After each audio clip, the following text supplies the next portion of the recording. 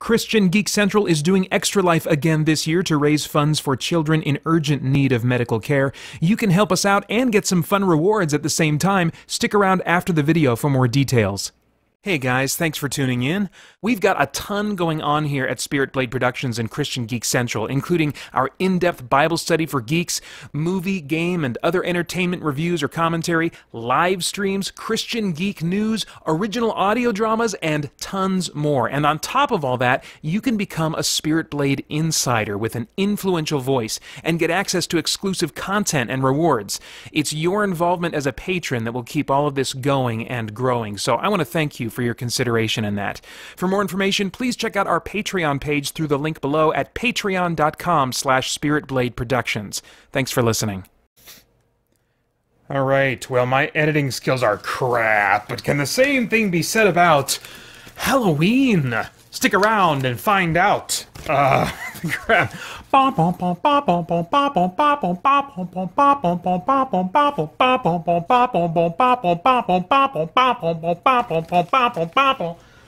Hey, I'm Peter Franson from christiangeekcentral.com and Spirit Blade Productions. This is my uncut review of Halloween.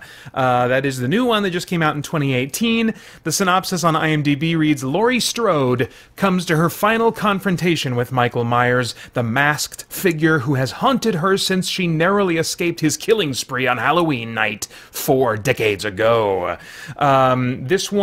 This movie only takes into account the continuity of the first Halloween movie, and I just vaguely remember watching that a long, long time ago. I went in basically with only vague, like, smoky memories of the first movie, so my experience is coming from that context.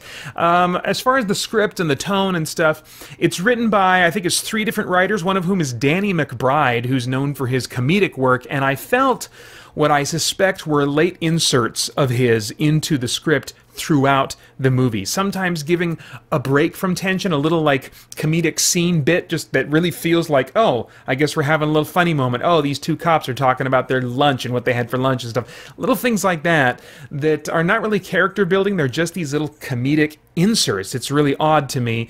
But sometimes I felt comedy coming in a way that prevented tension. It's one thing to relieve tension with comedy, which I don't mind if it's pretty rare and gives the movie a chance to actually build tension. But when the comedy actually prevents tension, I think it's gone too far. And for me, this movie went too far in the realm of comedy, especially in one scene with a tough-talking kid who's being babysat,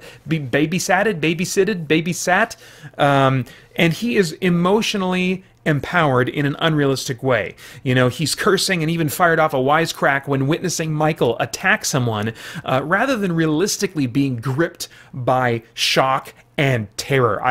When I see a kid as young as that in a situation like this in a horror movie, I want them to be scrambling, tripping over themselves with tears coming down their faces.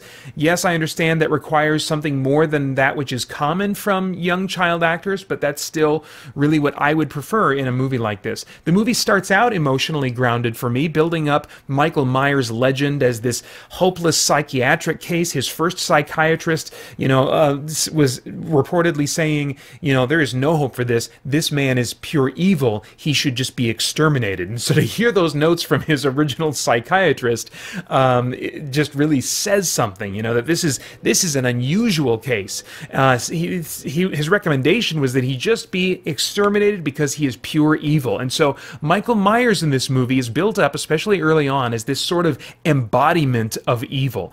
And that, I think, was aided by the fact that they never showed the actor's face. I think that's common to the Halloween movies.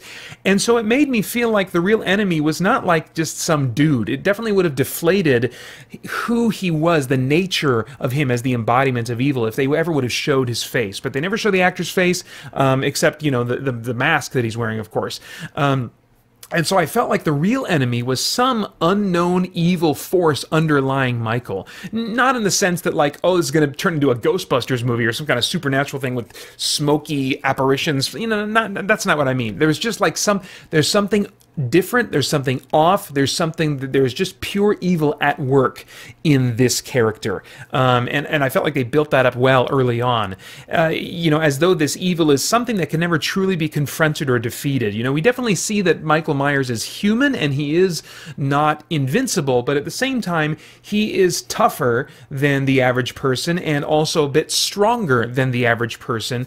So I was able to, all those elements combined, I was able to buy in, like, wow, this is like, it reminds me of the biblical story of Legion and how it was a mortal man that Legion was inhabiting, but this was a man that was able to break the chains that were binding him, So there was just like this heightened strength and maybe the ability to ignore a great deal of pain and damage to one's body going on with Michael Myers. And so that was a really good vibe early on in the movie. But the movie then regularly dips into comedic slasher movie tropes in scenes especially dealing with Laurie's granddaughter. We've got three generations of women. We got Laurie, who's the girl, Jamie Lee Curtis, in the original movie. Now she's a grandmother, So we've got her daughter and the rocky relationship there because Laurie tried to raise her to be ready to survive if Michael were to ever attack, And then we've got the granddaughter who is removed from that,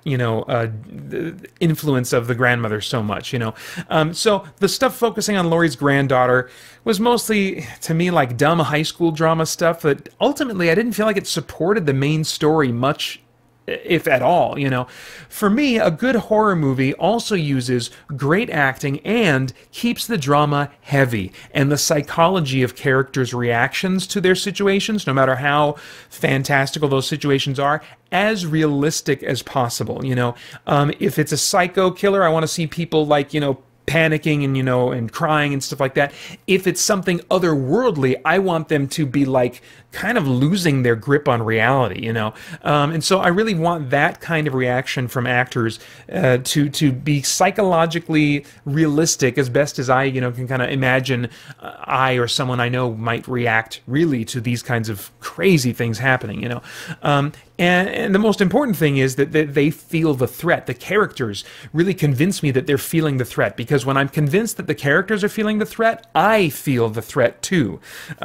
If they don't, then, or if they don't even react or if they react emotionally unrealistically, then I'm taken out of the story and my mind starts wandering. I just start nitpicking logical gaps in the script, which really, at the end of the day, I think a lot of times when we do that, it's not actually those problems, those little logical gaps that are the biggest problem. It's that there's something else the movie isn't doing that would ordinarily distract us from all the little loopholes that you could pick out, of even scripts that are written really well.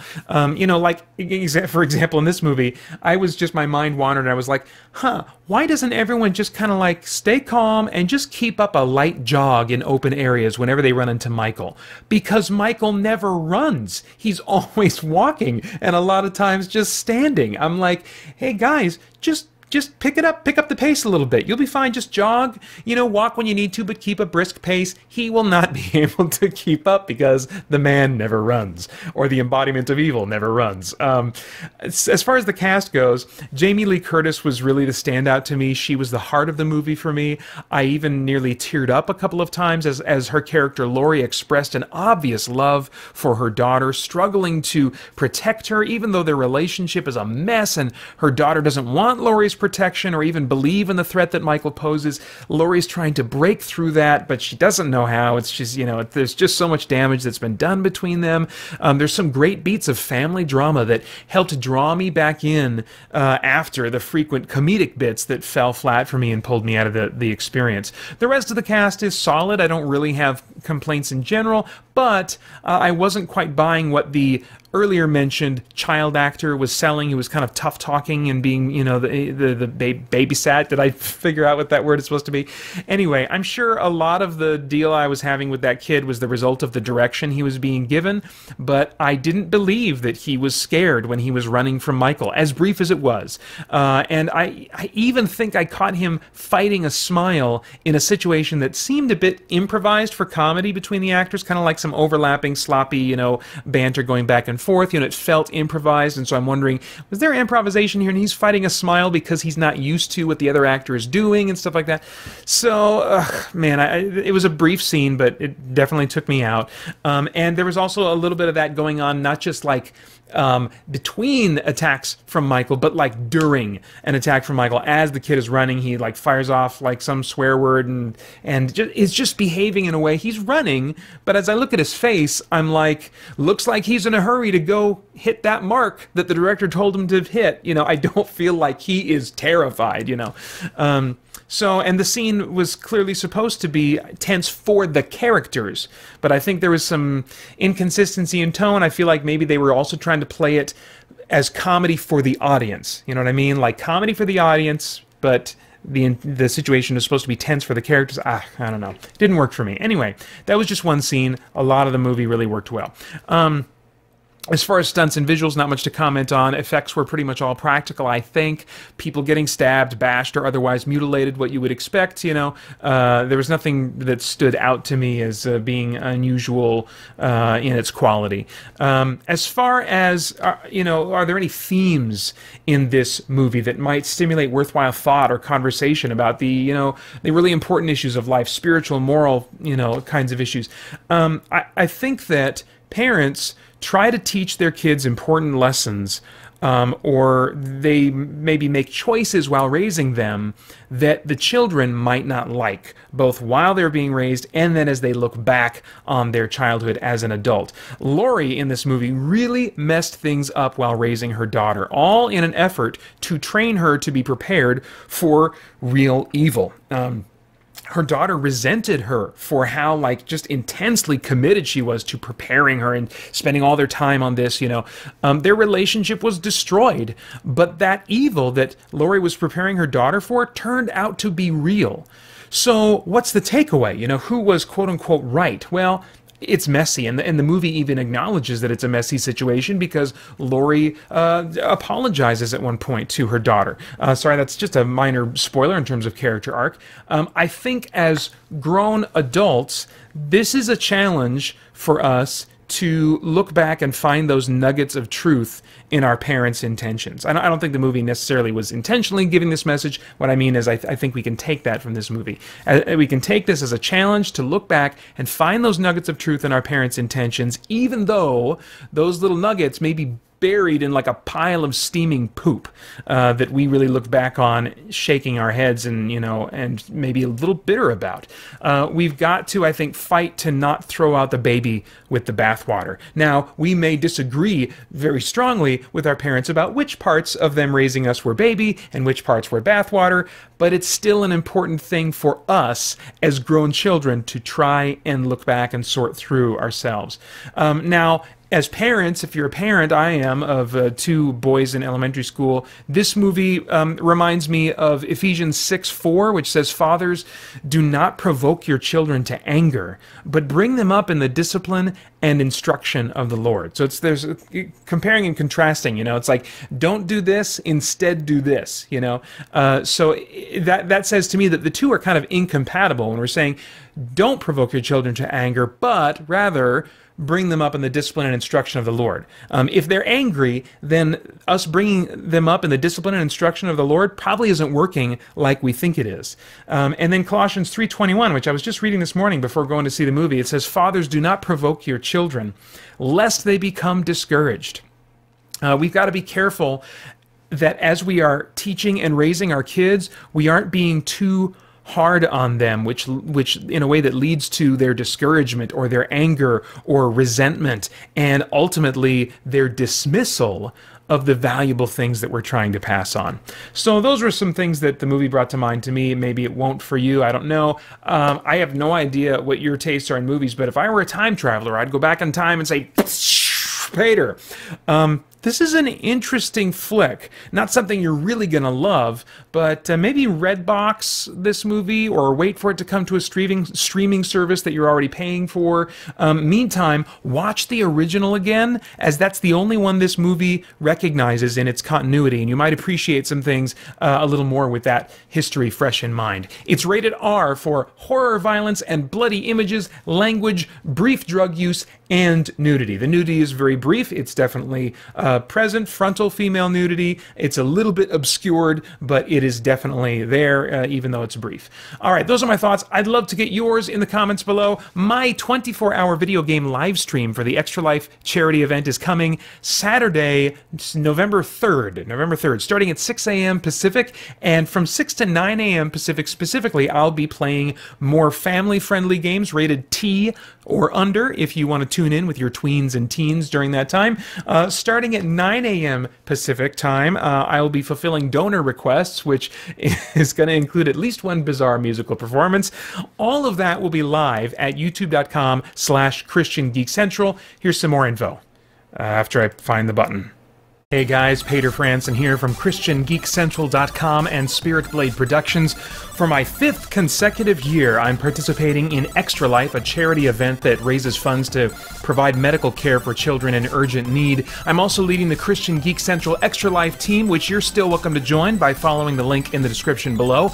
Once again this year, I'm drawing attention to our team's fundraising by performing a 24-hour marathon of video gaming that I will live stream to youtube.com/ChristianGeekCentral and ChristianGeekCentral.com beginning 6 a.m. Pacific time on Saturday, November 3rd. My goal is to raise $200 for my children's hospital. Our total team goal is to raise $700. You can donate on my page or any team members' pages by following the links below. You'll also find some incentives and rewards for donating to some of our team members. On my page, for example, for $5 or more, you can choose a topic to add to my +2 page of many topics that I'll be blabbing my opinions on during my live stream. For $10 or more, you get that previous reward and a download code for a free copy of the Spirit Blade Legacy Edition audio drama. For $20 or more, you get the previous rewards and you can choose a game for me to play during my November 3rd live stream. You can pick a favorite of yours that's in my library or torture me with something terrible or rage-inducingly difficult. For $30 or more, you get the previous rewards and you can choose a song for me to sing during my November 3rd live stream. Pick an old favorite of yours or just make me humiliate and torture myself with something that nobody wants to hear. For $50 or more, you get all those previous rewards and you get a download code for every MP3 product at spiritblade.com. That's a $90 value. Now, on top of all that, I've set fundraising milestones that will unlock crazy events as I reach them in my personal fundraising. When I reach $200, I will have a free download day for everyone who visits spiritblade.com on November 7th this year. And every $50 beyond $200 unlocks more free audio dramas for that free download day. Along with free audio dramas, reaching milestones in my personal fundraising will unlock weird stunts that I will pull during my November 3rd live stream, like turning into a monster, reenacting a moment from a favorite horror movie, or playing intensely embarrassing home videos from my past. Now, there are some stipulations and time limits on those rewards and milestones, so quickly follow the link below to my fundraising page for all of the details. I hope you'll be a part of helping me and the Christian Geek Central team do some good for some kids who really need it. And then please join me at youtube.com/ChristianGeekCentral for my 24-hour video gaming marathon starting at 6 a.m. Pacific on Saturday, November 3rd. Hope to see you then.